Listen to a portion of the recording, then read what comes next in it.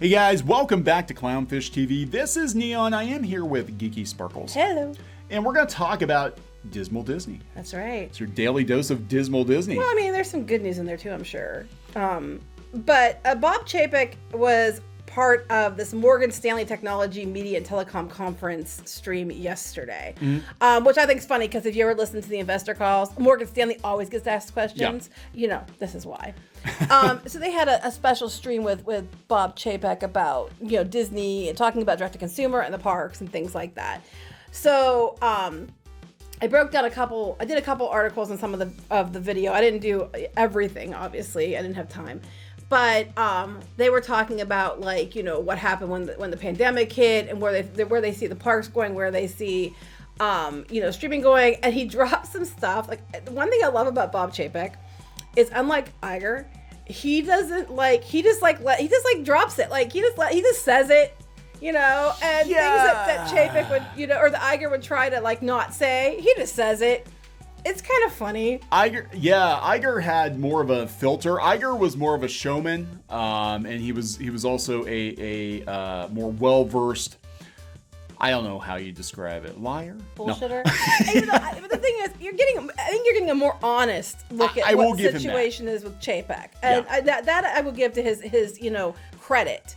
Is that you're getting a little more honesty. Sorry, the picture's blurry. I had to blow it up. You get at least a little bit more of an honest take. That is the look that's been on his face most of his tenure. Well, no. Well, also it's funny because when in the video, if you look, he does a lot of things where when you're asking a question, he just keeps looking up the ceiling, back and forth. His eyes are darting back and forth, and he shifts in his seat a lot. Yeah. And I think it's kind of funny. I'm like, ooh, okay. I'm gonna be honest.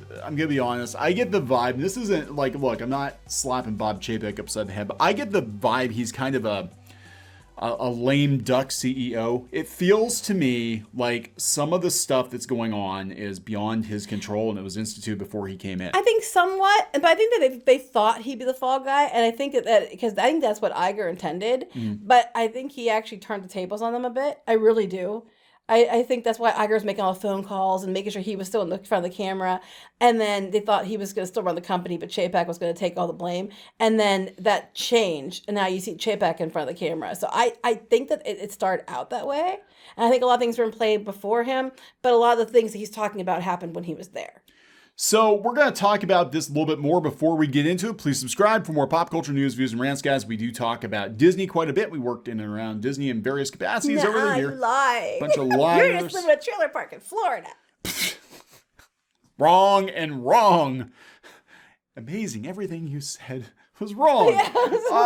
So let's talk about this. You watched this. I was kind of watching the body language. I showed it to you. I was like, look at this. Yeah. He makes a couple Freudian slips that are actually hilarious. So this is where they want to go with Disney to try to get them out of their dismal state. Okay. So there were three priorities they were focused on when the pandemic hit. Okay. Yeah.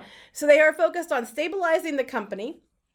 And they credit, CFO Christine McCarthy, the chick that got the big renewal contract with all the millions of dollars. The $11 million bonus. Her. Yeah. Because they said that she did a tremendous job of ensuring they had liquidity. That would be all those damn loans they took out, that kind of stuff necessary for the long haul. He says they pivoted to direct consumer, but they restructured their entire company to focus on streaming. They said they stepped in and throttled pretty heavily and accelerated, on things that they were making content and things. So they had a whole reorganization of the company just to focus on direct to consumer. Okay. Yeah. So that means, you have to focus on that. They restructured the company to focus on streaming, the entire company. Okay. Yeah. So basically at this point, that's what we told people before. I think you're going to see less from the parks because Disney basically is Netflix with theme parks now. That's what they're trying to be. Yeah. So they are doing it for the parks, but the parks are there to make money, which we'll talk about in a minute. And then the third thing was the parks. Here's what he said. I have to read some parts of this because it's hilarious. So he goes, we wanted to make sure that we wanted to take this opportunity. Obviously, nobody wants the parks closed for up to a year. But at the same time, we realized that was a unique opportunity, maybe to advance some things that would have been difficult, if not impossible, for us to change in an operating environment. Annual passes. I was literally just thinking getting rid of annual passes. And so we've made some moves already, but we're going to make further moves, and they are designed to improve the guest experience, while at the same time yielding those moves for the benefit of our shareholders. And at the same time, maintaining the expansion, because we got this wealth of IP. So we took the highest priority projects and kept going on them, even though obviously capital was consideration. Ergo, the Star Cruiser hotel that they're going to charge thousands of dollars to go for a couple days. Guardians of the Galaxy, but then Spaceship Earth has been kind of put on hold indefinitely because it's not IP. They might throw some characters in there, but obviously they want a Guardians roller coaster. They need to keep Epcot going. Epcot. But the projects, they were basically, translation, we're trying to, we made some changes for the guest experience, but actually it's for shareholder wealth. Meaning, I translated this. I said Disney's using the parks being down so they can find ways to control guests more, cost guests more, all while saying it's to enhance the guest experience. In the end, it's ultimately to benefit the shareholders. And then that's where you get like the new membership programs instead of the annual passes, which are going to give you far less for the same price or more. It's all, and he mentioned this a couple times. He mentioned this whole to the benefit of our shareholders after guest experiences at least two times, possibly three in this discussion. I think, and I've said before, and again, we're Disney shareholders. Disney stock has been up. Strangely, because they've got 3/4 of their revenue streams cut off. But I think people are buying Disney stock in the hopes that when the company goes back to operating normally, the floodgates are going to open and the money's going to come full shills for them daily too. But they have that one guy who's like up their ass so far. They're wearing it as a hat. But one of the things I don't have in this article, but there was another video later in the video he talked about. They're talking about the parks more in depth. And he's talking about how there's changes because of pandemic. And he's saying about, that the contactless screening is going to continue. He also made the comment about guest experience. And what they're doing, and he bragged about this a couple times, was using, the information they have on you. I mean, I'm paraphrasing, but he said it in a nicer way. I'm just going to cut to the chase. Using the information they have on you across their company, they're going to try to make it as seamless and invisible as possible to cater to you for these, they're going to promote things to you because they're trying to get you to buy shit. They're basically going to use the information they have on you that they've collected to for your guest experience, which translates to giving us more money. I mean, let's be honest, that's what it translates to, that's business. So, I mean, that's, that is the nature of the beast. Yeah. There were concerns, I know, at Disney World when they rolled out the magic bands. They're like, they basically can track you all over the park, what you do. And that was sort of like step one. You've got an RFID. Actually, it's not an RFID chip. It's a different kind of chip. But basically, they know where you are. In the park. Well, they also have your picture in multiple places. We know this because Kneon's magic band wouldn't scan right. Yeah. And they tried to hide it from me, but I saw it. Yeah. They had the cast members there, the customer service cast members there, and she had an iPad. And I could see over her shoulder exactly what she was looking at. She was trying to turn so I couldn't see it. But it was all pictures of Kneon at different places in the park, buying stuff or, just walking around. They had all kinds of pictures of him. Yeah, that was creepy. This was, last year? Last year before. Yeah, my magic band, I lost think it was last year. I lost my magic band, fell off, had to get it replaced. And they're like, oh, okay, we'll verify, or it wasn't working or something. They're like, we'll verify who you are. Yeah, they literally had like dozens of recent pictures of them all over the park, like everywhere. Like they have cameras everywhere. And that RFID chip triggers those cameras to take your picture. I mean, it was...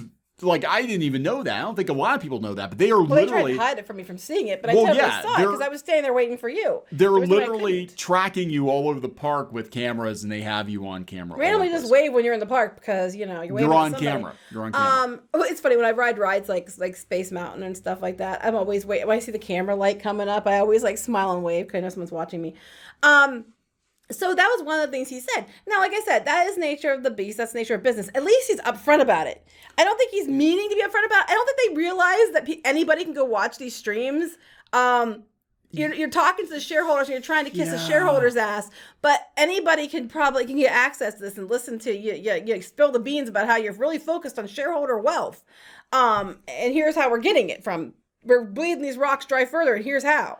But at least he's honest. Yeah, I mean, that's the thing. That's the difference between Chapek and Iger, and I might not agree with the direction Disney's going in. Again, I think some of the stuff that we're seeing now, like a lot of the diversity inclusion initiatives, that stuff, I think that stuff is actually in motion under Iger's watch. I think so too. Because he is trying to get into politics. He's very much into politics. Filming in Milan in China because he's trying to be the ambassador to China. Yeah. Shanghai was in China. Yeah. Kissed their ass. They kissed his ass. Yeah. That's Iger. Chapek is. He was thrown into it. And I think he might be too honest to be the Disney CEO. We'll see how long he lasts, but I think he's going to slip one of these days. I don't like everything they do, but I do appreciate that he's just like, being honest about it. I was like, well, I appreciate your honesty. I liked his leeching comment. Oh, I'm going to get to that. Okay. That was actually, that was in here, wasn't it? Do you have it here? I think it's in the theatrical. Yeah. Oh, okay. It was the theatrical. So the other thing they talked about was, and this is what most of the places are focusing on. I'm trying to find that comment. Where was it? I don't know if it was in this one or not, but they were talking about, how the theaters being shut down is going to affect, impact them moving forward because they had their, premiere access and all that. And they were talking about this question about whether things are going to theater for how long. And he was talking about, how he believes in theaters, but he said, they went from 2019 having the $11 billion films, and then last year was being bad. And he always goes, it's fluid. It's fluid. They always say this. They always say it's fluid. It's one of his favorite terms. Like kerosene. He likes fluid. Anyway, yeah. Kerosene on a fire. So they're talking about, the short-term impact has changed the way that consumers, and that's what they're focusing on is the way consumers are actually, what they're going to want to spend money on now. And I disagree with that. He said they're watching consumer behavior and preferences to see, how these things shift and to see how that moving forward, how they're going to anticipate those changes. They're talking about having shorter theatrical release windows because they're saying that, that consumers are impatient because, they had the luxury of an entire year of getting titles at home. Au contraire, sir, we had the luxury of having everything get pushed back months to years. And we got a couple titles out of Disney that we had to pay extra for. Or I think they gave us like Soul and Onward for free, but everything else you had to premiere access on. Where's Black Widow? Right. So this whole idea that the consumers, they just got everything handed to them. No, a lot of the stuff that you gave them was the stuff that was going to be on Disney Plus anyway. Yeah. So no, you and other studios didn't just give people stuff at home like you're making it out to be. No, it's not on this one. I don't think it's on the other one. We'll talk about that in a minute. So he was talking about that, and he's talking about that they might in the future move quicker from theatrical release to home release or some other version of it to get it out faster. But the thing you're talking about is on this other article. Okay, it wasn't in the article. That's right. I had written it to you and I copied it for Twitter. He said he was talking about his IP for streaming because they were talking about all their tent poles and they're talking about like, Marvel and Star Wars and all those things. And he said, and it was hilarious, when you look at the tremendous content creators and then he pauses for a second, leading each one of our segments. Yeah. He said leeching. And then he hurried up like leading. Yeah. So, I mean, that's not like one you wouldn't get leeching from leading. I'm sorry. Is a Freudian slip. That's what I was. That was me when he did that. I was like, oh, he didn't just say that. Yeah. He totally said that. Yeah. Yeah, it was. Yeah, they are. They're like leeching their. Well, and then he also was talking about how he was very surprised that 50% of their audience don't have kids for their streaming. I wasn't surprised by that in any way, shape, or form. Were you?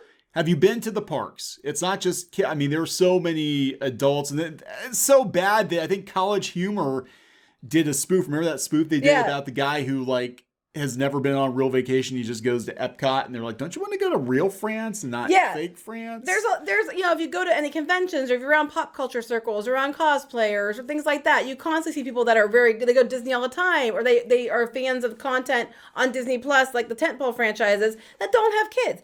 Actually, I was surprised that they didn't know that. Yeah, don't you have entire departments of people dedicated to combing through data? Yeah, that's what you just said. Or did you just lay them all off? So that could be too. But the other takeaway I want to talk about real quick was in part of this when he was talking about consumers. And he was saying that he said, but we'd like to let consumers be our guide in all situations, which I put, no, they don't. No, you don't listen to your consumers at all. They tell you exactly what they want. And you're like, oh, let's go do the opposite. You know, how long did it take them to get it through their freaking thick skulls about Star Wars? And they still blew that up. Right. And they're still letting Lucasfilm go out and attack people. Yeah. And they're still letting all that go on. They haven't done anything about the social media issues. No. They haven't done, the double standards at Lucasfilm, double standards in Imagineering, they have, these story groups and things controlling everything. And the people have said they don't want things changed. They're changing it anyway. It doesn't matter. You don't listen to your consumers. No. That's not true. You'd make a lot more money there, Bob, if you listen to your consumers. Yeah, he's just like a deer in the headlights. But he's probably got people telling him, oh, yeah, we did the market research and this is what they want. Well, you could see him when he was talking, like when he kept looking at the ceiling. It's like he was trying to remember exact wording that he was told to say. Talking points. Yeah, on what he was talking about. But he brought that up and I about laughed. I was just like, are you kidding? No, you don't. People keep telling you all the time that they want like Journey in Imagination back. They haven't done anything about it. People have been complaining about the direction of Star Wars. Nothing's been done about it. You got Lucasfilm Story Group out there, canceling people right and left. You have Kathleen Kennedy doing all the shit she's doing, and you're not stopping it. Social media, no guidelines. And some people are allowed to say things, other people aren't. Well, I see you mentioned Splash Mountain. That's another thing I brought up. There is like 5 or 10 times as many people that want Splash Mountain to stay the same, including a lot of black folks, by the way. And they're still hell-bent on changing it. Right, and because they think they'll get more money out of the Princess IP. Yeah. And they're probably not wrong about that. And then they have the annual pass holder programs gone in Disneyland. A lot of people were mad about that. A lot of people complained about that. I guarantee you something's going to change at Disney World as well because they're not letting people buy new passes. People can't buy new ones. If you aren't somebody who already has one, you can't buy a new one. Why would they do that? They're trying to limit till they figure out what they're doing in Disneyland so they can do the same thing at Disney World. Whatever they can give you less for the same amount or more money, that's what they're going to do. Yeah, this is ridiculous. This is the biggest load of shit. At least he's honest. I think he thinks maybe this is what people are telling him. I'm like, Bob, you need to get out more because what your people are telling you is not what's actually happening. He does not seem like the type, like Iger would deliberately, Iger would deliberately hide stuff and would deliberately, be very sneaky and subversive in how he does things. I don't get that vibe from Chapek. I think he just is a deer in the headlights. He's trying to make it go. Yeah, and he's listening to bad advice. He's got his people come to him who've probably been at the company for a while.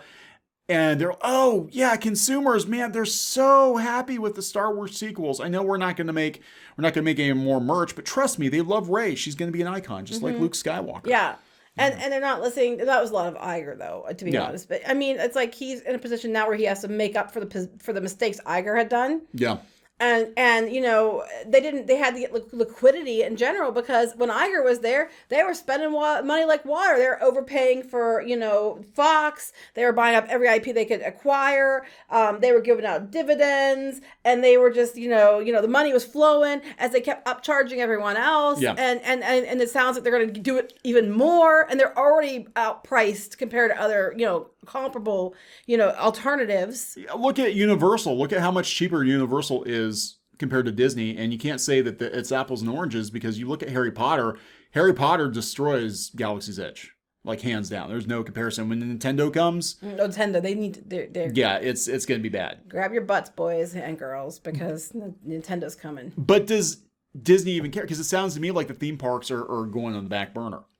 Well, no, that's what's going on. But they're still trying to. But he made sure he mentioned several times how they're going to leverage the theme parks for shareholder gains. Well, yeah. I don't know, guys. They're gonna. They were bleeding people dry when things were good. It's going to be worse now. It's going to be way worse. But you might get releases out of theater sooner. Like you might get home releases. I'm sure that there'll be a way that they make money on it because nothing comes for free. That is going to piss off theater owners massively. They were already pissed off with Disney's draconian rules, like for Star Wars. Like you had to have it in the theater for so many weeks, and you had to have it on so many screens. And they upped the percentage too. Yeah. But you had to give them more of a take and everything else. So they bent the knee to Disney, because what were they going to do? Disney had Marvel, they had Star Wars, they had Pixar, they had all these big tent poles. The theaters wanted to make money. Now Disney's like, yep, first chance we get, fuck you, theaters. Well, yeah, and we believe in the power of exhibition, but it's very fluid, and consumers have changed their behavior. So we're watching that. You hate that fluid. The power of exhibition is very fluid. That's What theaters are we talking about again? Can we? Oh yeah, you also talked about that. They made it a more nimble organization, which meant we fired people. Yes. Laid people off. Yes. I mean, I'll give him. He's being honest. He's trying to word it in a way that doesn't seem so, as crass as like we're cutting to the chase and just saying what they're saying. But he just put a cherry on the shit sundae. Is all he did. He's just And I mean, I'm torn. Investors are buying it because the stock's going up. I am torn though, because I don't like the way Disney's been going, but a lot of the problems were because of Iger. Yeah. And I think Chapek was thrown into a bad situation, and I worry because they call him Chapek for a reason. And he hasn't had time to do that yet. No. But I do have to give it to him. I don't think he means to, but he's a hell of a lot more honest. Yeah. I'll give him that. I think he was thrown into the worst possible situation. If he can swim, maybe some of the stupidity will get. I doubt it. I know. I'm just saying. Because Iger's still in charge of the board. The Borg. No, the board. He's pretty much the Borg. He is the Borg. He's the Borg queen. He's Igarius of Borg. And he's a Borg queen. I just got that. Yeah. All your IPR belongs to us. So basically what we learned was we made 3 changes. We're focused on streaming. We're focused on shareholder wealth. We're focused on taking all the information we have on guests for their better guest experience, which just means more control over what they do and where that we can move them and how much we can get out of them. Yeah. It's basically about. It was a shareholder meeting, basically asking him how we're going to make more money off of people, so shareholders have more money. That's pretty much what it was. And I have links if you got the Pirates and Princesses. You can actually hear the entire, anybody can go in. You have to give them your name and that email address, but anybody can go in and listen to the entire, spiel thing. Yeah. Yeah. So there we go, guys. Dismal Disney. Yep. Kind of. I mean, I guess it's good news in the fact that they're going to be making more money, and well, one more thing before I forget. They're going to have their worst year, they think, with losses this year. But moving forward, I think it's going to pick up by 2024, which I do agree with. By 2024, yeah. I mean, I do agree with him there. So it is heading that way with money. I think that they have a lot of bad takes, and if they really want to listen to consumers, they need to make some changes. But they do. I don't think it's all bad news.